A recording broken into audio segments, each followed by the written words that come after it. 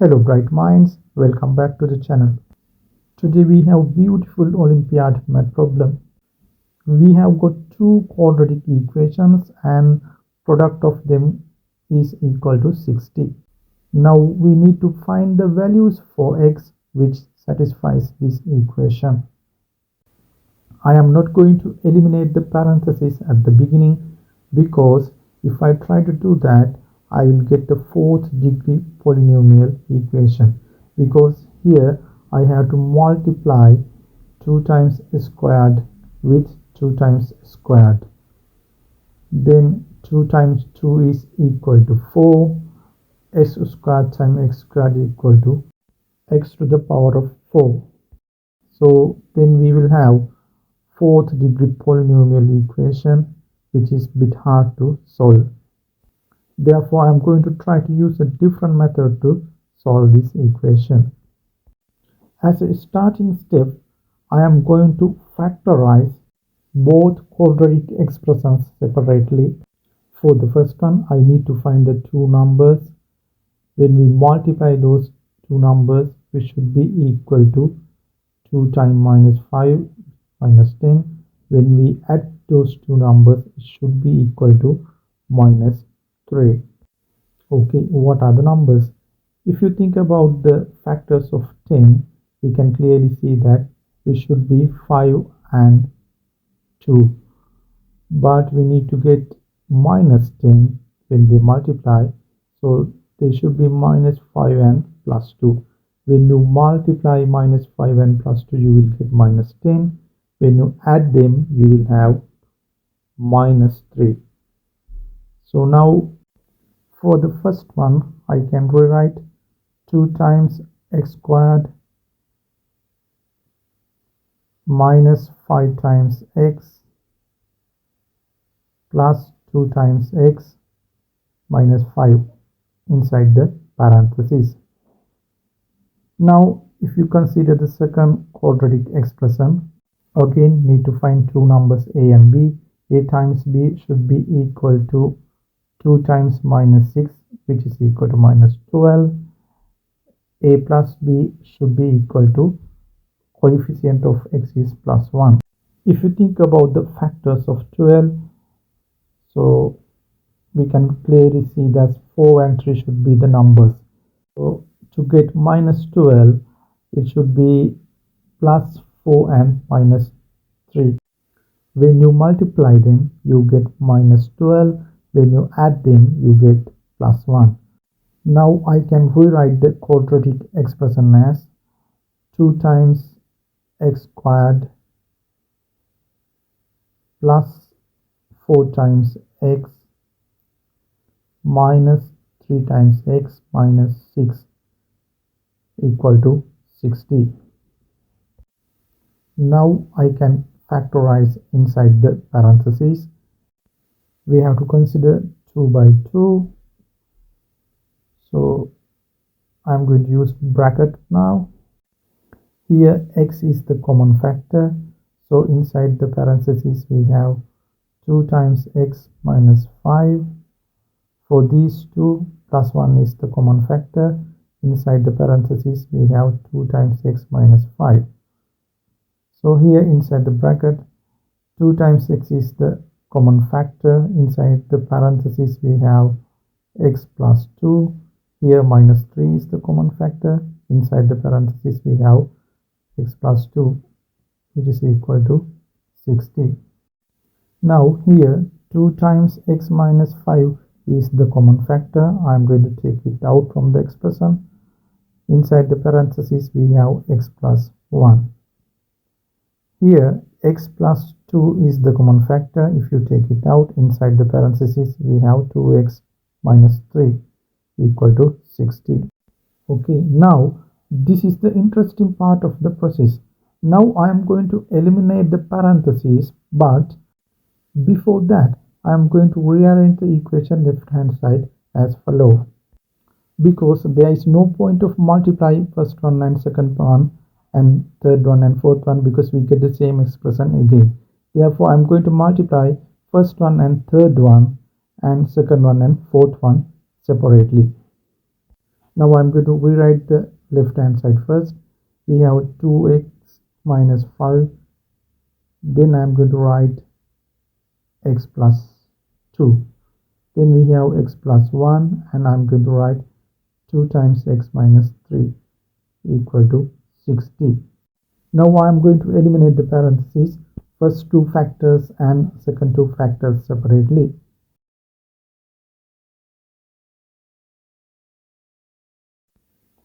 Here we have 2x times x equal to 2 times x squared. 2x times 2 equal to plus 4 times x, minus 5 times x minus 5 times x, minus 5 times plus 2 is minus 10. In the second two factors, we have x times 2x, which is equal to 2x squared, x times minus 3 times x, plus 1 times 2x plus 2 times x, plus 1 minus 3 equal to minus 3, which is equal to 60. Here we have 2 times x squared plus 4 times x minus 5 times x is equal to minus x, here minus 10. And then we have 2x squared minus 3 times x plus 2 times x, we have minus x minus 3 equal to 60. Alright, very interesting. Now you can see that in the first expression we have 2 times x squared minus x. In the second expression also we have 2 times x squared minus x. Now straight away we can use a substitution. I'm going to take 2 times x squared minus x is equal to y. Now in the left side we have y minus 10 times y minus 3 is equal to 60. Now we have beautiful quadratic equation again when we eliminate the parentheses. If I can solve that one for y, then I can find the values for x. So here I have y times y is equal to y squared minus 3 times y minus 10 times y minus 10 times minus 3 is plus 30 equal to 60. I'm going to take 60 to left side of the equation, then it will become minus 60 is equal to 0. Then we have y squared minus 13 times y minus 30 is equal to 0. Now I'm going to solve this quadratic equation. Need to find two numbers a and b under two conditions. A times b should be equal to minus 30 and a plus b should be equal to minus 13. If you think about the factors of the 30, we can simply find those two numbers. It should be 15 and 2. To get minus 30, we have to get minus 15 and plus 2. When you multiply both numbers, you get minus 30. When you add them, you will get minus 13. Now I have y squared minus 15 times y plus 2 times y minus 30 is equal to 0. Now I'm going to factorize 2 by 2. Here y is the common factor. I can take it out. Inside the parentheses I have y minus 15. Here 2 is the common factor. Inside the parentheses again I have y minus 15. Now the common factor y minus 15, I can take it out. Inside the parentheses I have y plus 2, which is equal to 0. Then I can have either y minus 15 is equal to 0 or y plus 2 is equal to 0.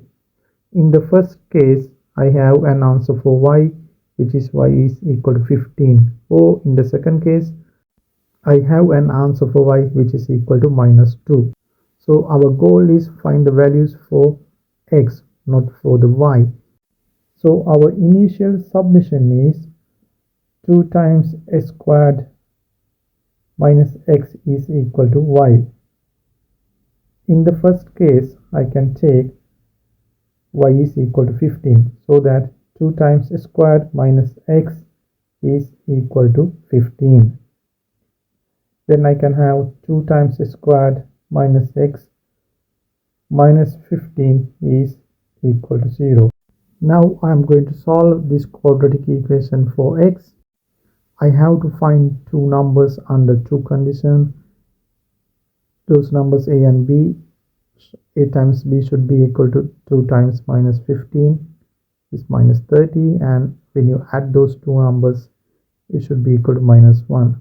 So if you think about the factors of 30, we can easily find those two numbers, which are 6 and 5. But to get minus 30, when they multiply, it should be minus 6 and plus 5. Then you can get minus 30, and when you add them, you can get minus 1. Now I can rewrite 2 times x squared minus 6 times x plus 5 times x minus 15 is equal to 0. Now I can factorize the equation. So here 2 times x is the common factor. Inside the parenthesis I have x minus 3. Here 5 is the common factor. Inside the parenthesis again I have x minus 3 is equal to 0. Now x minus 3 is the common factor. I can take it out. Inside the parenthesis I have 2 times x plus 5 is equal to 0. Then I can have either x minus 3 is equal to 0 or 2x times plus is equal to 0. So then I can get the first answer for x, which is equal to plus 3. And from here 2 times x is equal to minus 5. If you divided both sides by 2, you will have an answer for x, which is minus 5 divided by 2. So we have found two answers for x in our first case. In the second case, we have a value for y, which is equal to minus 2. Our initial submission is y is equal to 2 times x squared minus x, now which is equal to minus 2. Then we have 2 times x squared minus x, minus 2 is coming to left side, then it will become plus 2 equal to 0. Now I have to solve this quadratic equation to find the values for x. But before going to solve it straight away, I am going to check the delta value of this quadratic equation.